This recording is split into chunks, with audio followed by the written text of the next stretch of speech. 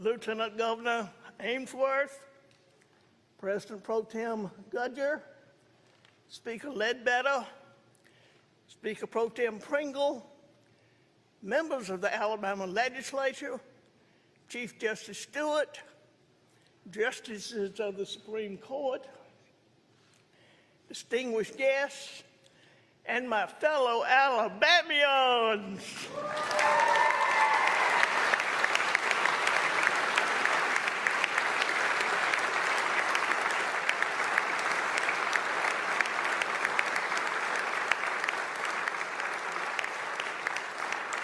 The momentum is in our sails in Alabama, and we are not done yet.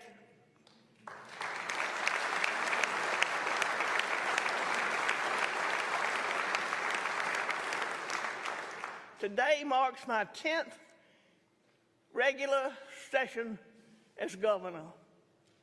And y'all, I'll say as I look around, we hadn't aged a day, have we? Right? Right, Jebo?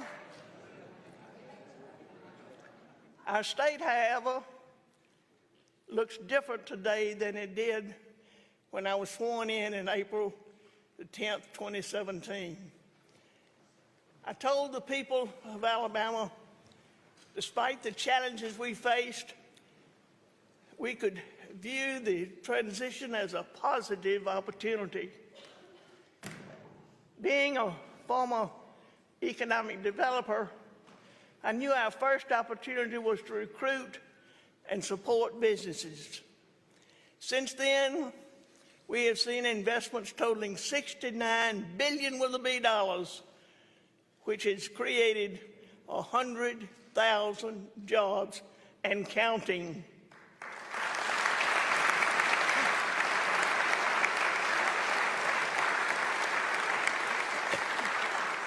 Alabama consistently ranks among the top 10 states for doing business.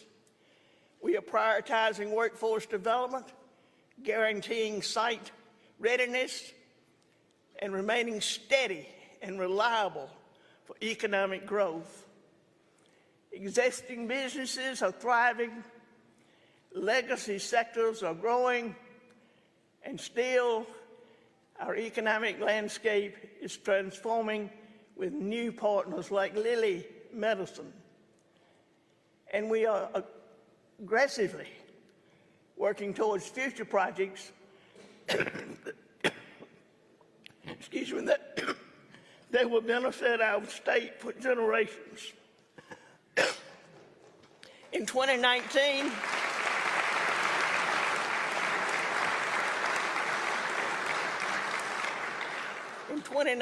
we saw another opportunity when President Trump officially formed Space Command.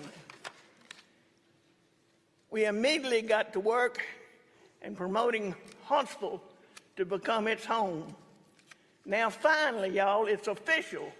Space Command headquarters is coming to Sweet Home, Alabama.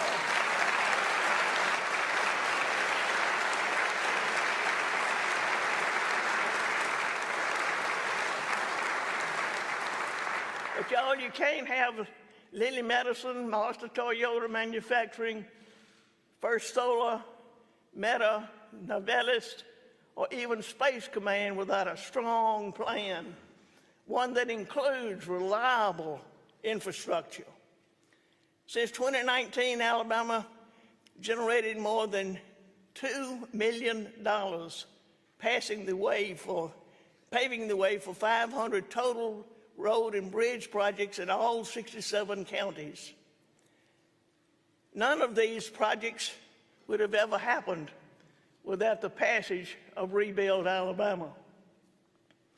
Now, for those of you who were here then, you'll remember it was hard. And yes, I still have my whiteboard. But y'all, in my experience, making the hard decisions often pays off for our state. Like when we first decided to invest in high-speed internet, Alabama ranked near the bottom when it came to broadband connectivity. Today, we are 24th, and with our state plan, 100% of Alabama will soon have access through an internet service provider. When we were projected to lose a seat in Congress, I worked to ensure more than 5 million Alabamians successfully completed their 2020 census to prove our growing population. In 2017, I told the people of Alabama I would work to make their government more effective. We consolidated our new Department of Workforce, and in only the first year, we have taken 25,000 workers off the sidelines. We gave veterans a stronger voice and moved the Alabama Department of Veteran Affairs into the governor's cabinet. And yes, whether it is pardons and paroles, Veterans Affairs, or the Department of Transportation, there is effectiveness that comes with being part of the governor's cabinet.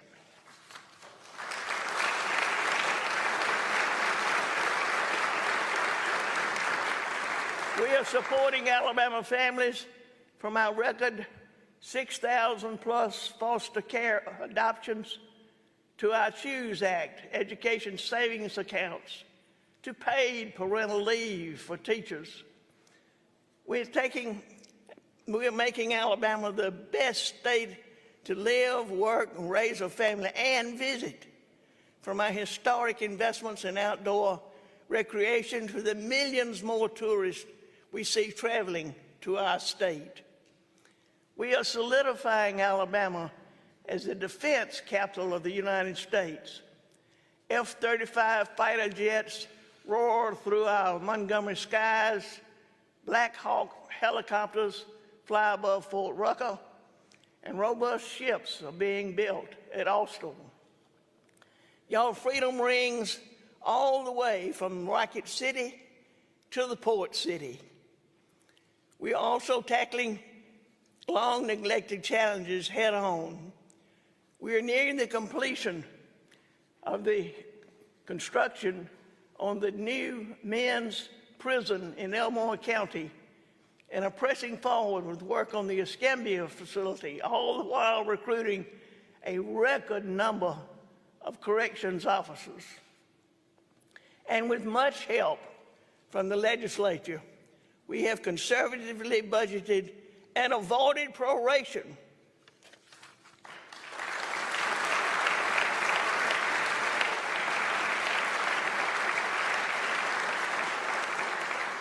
When I took office in 2017, Alabama's education system needed immediate attention. In fourth grade math, we ranked dead last at 52nd. In fourth grade reading, we were 49th. As a former teacher, I knew there was no greater opportunity than to improve our students' education. I introduced my first policy as governor, an education initiative, strong start, strong finish, and we got to work. We are now 32nd in math and 34th in reading. We ranked first in the nation in math recovery and third in reading. We significantly increased our pre-K classrooms. We are a top 5 state for computer science. And Dr. Mackey, I'll keep that going on right here. We doubled the specialty schools with the addition of the Cyber Technology and Engineering School and the Alabama School of Healthcare Sciences. We have our highest ever college and career readiness rate. We are tied for the lowest percentage of chronic absenteeism. Our teachers are earning high marks, and we added 500,000 more credentialed men and women to our workforce.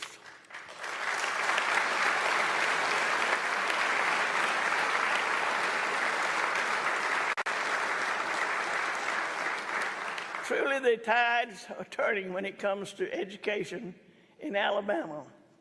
In these next 12 months, we will also be celebrating our country's 250th birthday. In Alabama, we love America. We respect our military and honor our veterans. Look no further than Alabama's own Rodney Smith. In 2020,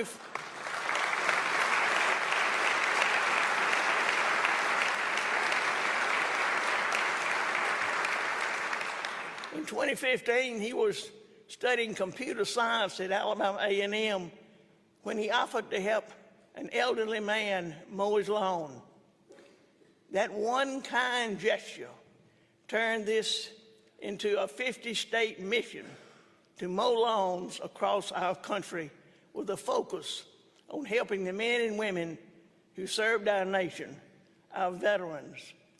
It should come to no surprise to us that Rodney shares a birthday with America on July the 4th. Rodney's movement has inspired some 6,000 kids across the country to serve their own communities through the 50-yard challenge. Rodney is teaching our young people valuable lessons while providing free help to our veterans, military families, and first responders. I'm excited to share that Rodney will be mowing some of the grass here at the Capitol this spring. But his real dream is to provide his service at the White House. So here tonight, I'm encouraging President Trump to invite Rodney to our nation's capital. Goodness knows Washington, D.C. could use a little more Alabama.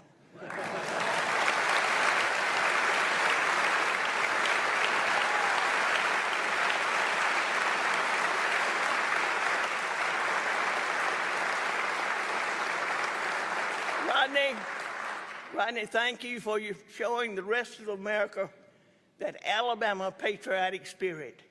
Please stand and let us recognize you.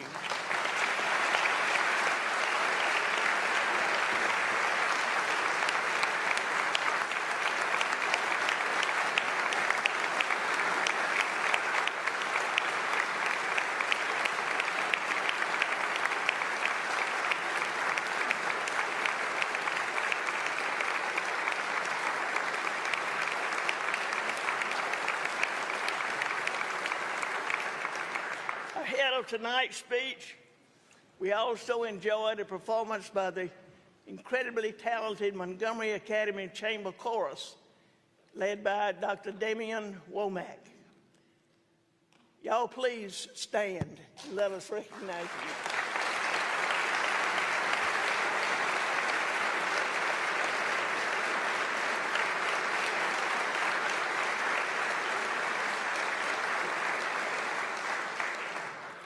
Just as we look forward to celebrating our nation's 250th, I'm excited Alabama's best days are still ahead of us.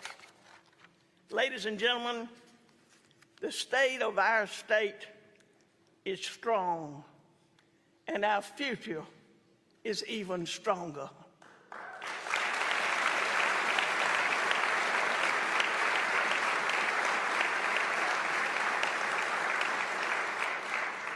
Last year, public safety was my #1 priority, and together we accomplished a great deal through my Safe Alabama package. But our work is never done when it comes to protecting our citizens. Representative Matt Simpson and Senator April Weaver will carry a bill in imposing the death penalty for those who rape or sodomize a child. I was proud to quickly offer my full and total support.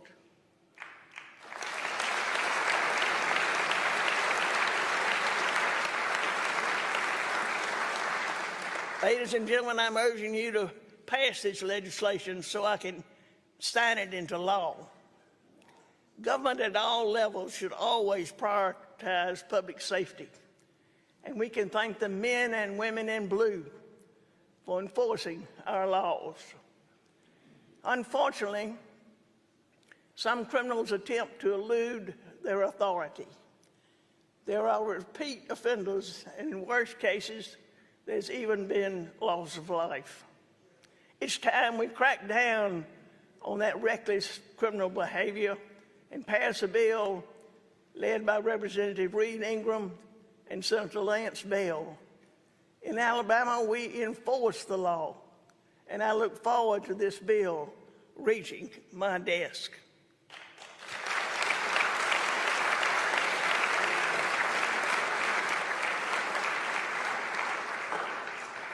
Y'all, public safety begins and ends with the Capitol, whether that be Washington, D.C. or Montgomery, Alabama. We supported President Trump's mission to make D.C. safe and beautiful, again by deploying more than 400 Alabama National Guardsmen. And here at home in Montgomery, I directed the Alabama Law Enforcement Agency to increase trooper presence. Between our specialized metro area crime suppression unit and this larger law enforcement footprint, we are adding to our efforts here in Montgomery. Our state troopers deserve our thanks. That is why I'm proud to propose a 2% pay raise for all state employees like our troopers, mental health workers, and those who protect our cybersecurity.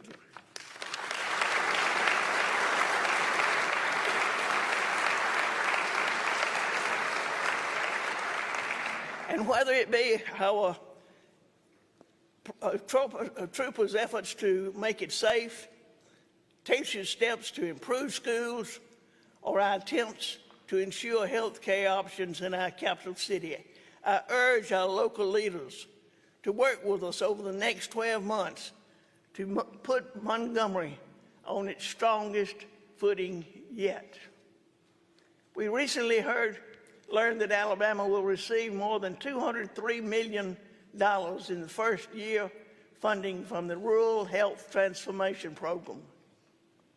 Made possible by the big, blue, beautiful bill, this program over 5 years will kickstart efforts to improve health care in rural America. Our plan, approved by the Trump administration, lists 11 initiatives to boost rural health care delivery.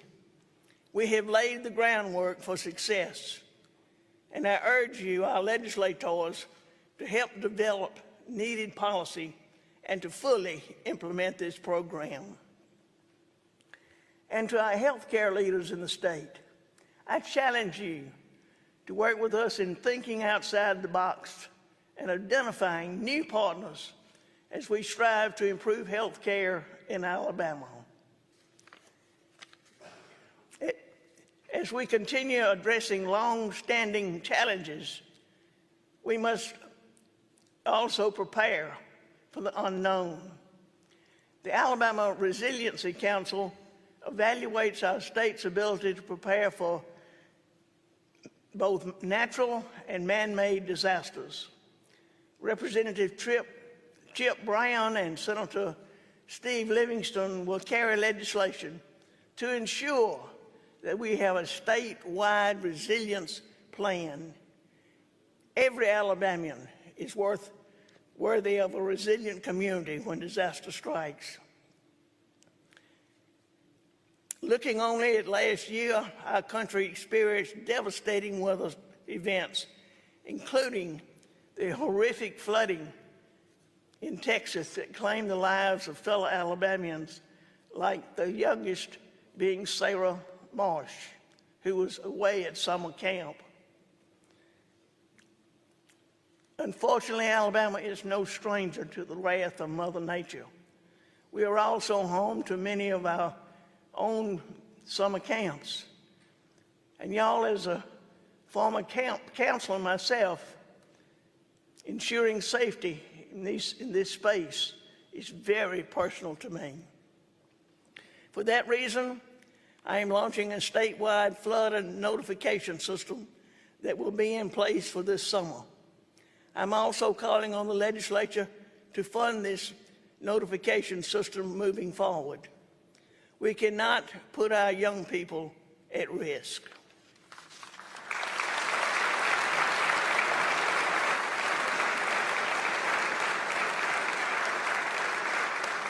We must also protect our young Alabamians in school.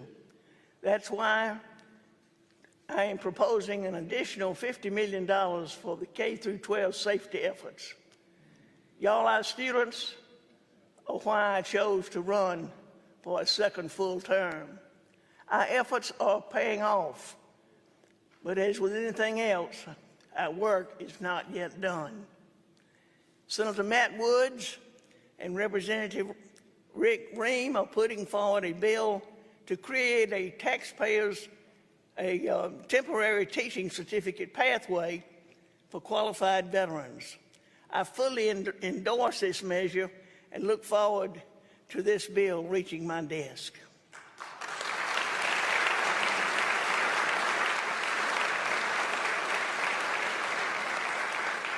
In Alabama, we are proud to support our veterans, and we are proud to support our families.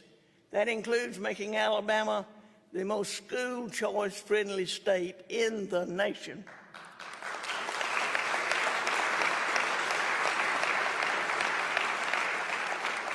Our Education Savings Account program, the CHOOSE Act, is already supporting more than 23,000 students.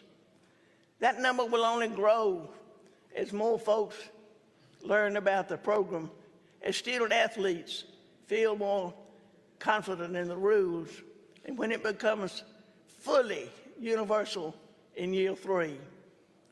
For the 27-28 academic year, I'm proposing we increase funding for the CHOOSE Act to $250 million.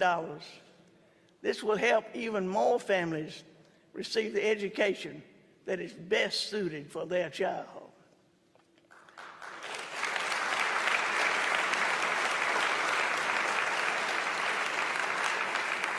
Unfortunately, we have seen circumstances where the Alabama High School Athletic Association tried sidelining our CHOOSE Act recipients.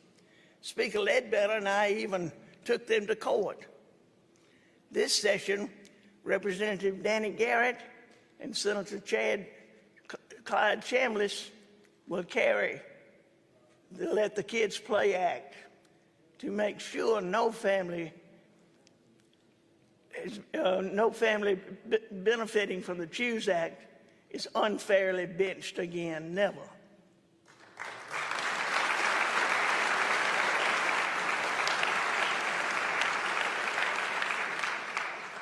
And y'all, we are also making historic investments in all of our public schools. As I mentioned from day one, we put a hard focus on education. Now, I could not be more proud to say that my final education trust fund proposal will be the largest ever in our state's history.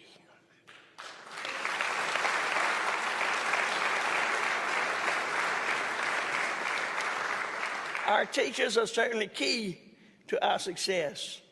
So I'm excited to announce that budget includes another 2% pay increase for these teachers preparing our next generations.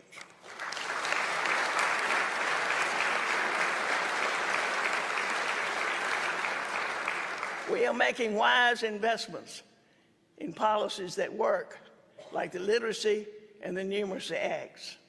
We also have good policies that don't cost us a dime. The Focus Act, which limits phone use during instructional time, has already brought great results. With its first few months, seems like a no-brainer, right? Even a Tuscaloosa teacher went viral for asking, was it really that easy all along? And to that I say, yes, it was just that easy.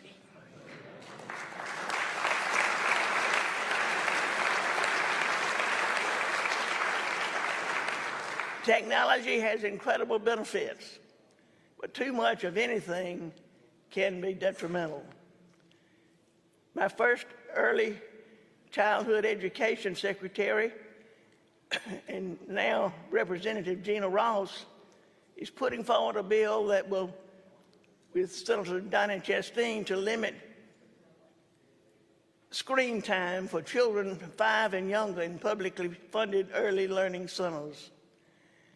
House Bill 78 will help our youngest Alabamians to their key developmental days. Let's get this bill passed so I can sign it into law.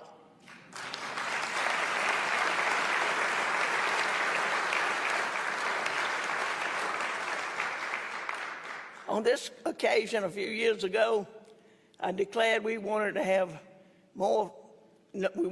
no more failing elementary schools in Alabama. The Turnaround Schools initiative is making that a reality by producing accelerated growth in the state's more challenged classrooms.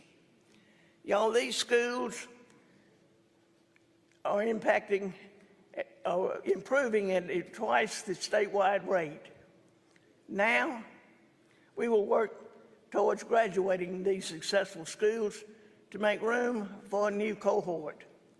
We must keep funding this proven initiative. Here with us this evening are students from one of these successful turnaround schools. Washington K-8 school in Birmingham moved from a D on the report card all the way up to a B. That's because these students here, boys and girls, y'all please stand and let us recognize you.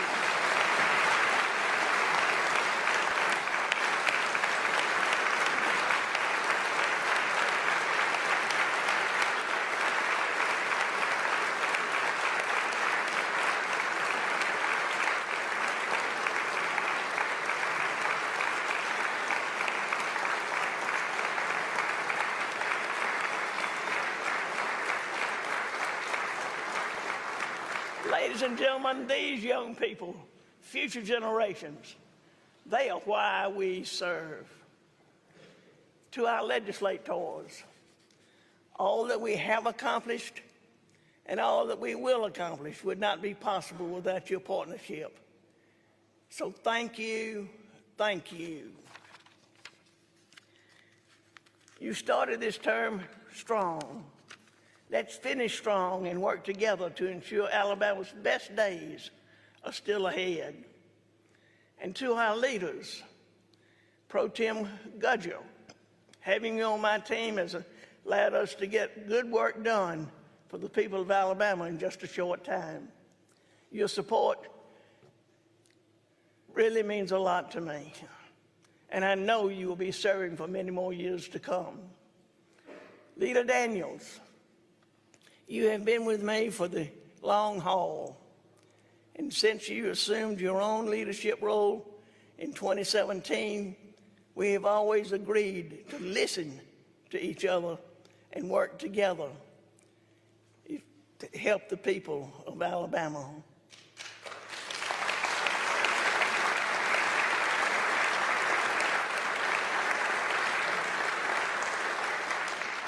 Bobby Singleton, my brother from another mother. Truly, there's not another like you. It's no secret that we don't agree on every issue, but what is aligned are our hearts and passion for this state. You're more than a friend to me, Bobby. You're family. And Mr. Speaker,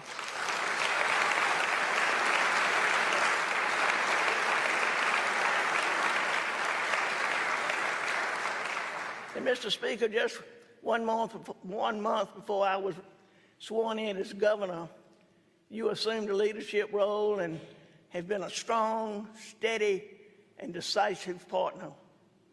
You're very special to me, Mr. Speaker. You're an outstanding Speaker of the House, and no doubt, Alabama is better off thanks to your service.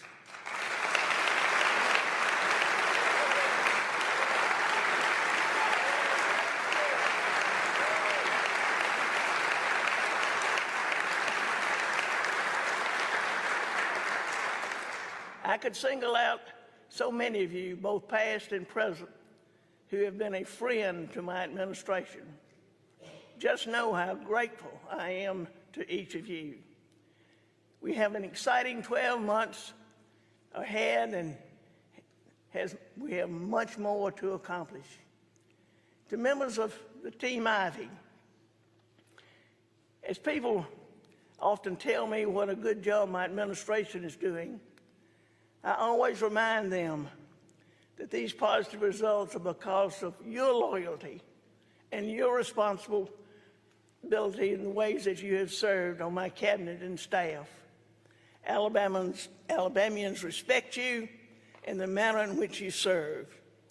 Your integrity, thoroughness, your competence and responsiveness are a model for success.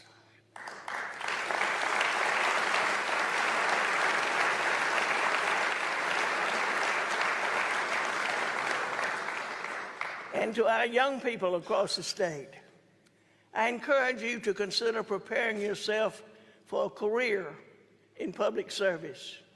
Attend Boys State or Girls State if you can. Alabama deserves a generation of young people willing to pick up the mantle and continue our legacy to serve the people of our state responsibly. Y'all, I am proud of Alabama. I am proud of our citizens. I'm proud to continue leading our state forward. And I am humbled to be a governor of all the people. The people of Alabama deserve our very best. Future generations of Alabamians deserve our hardest work today. This is our opportunity. Let's not waste a moment. Thank you, and may God continue to bless each of you and the great state of Alabama.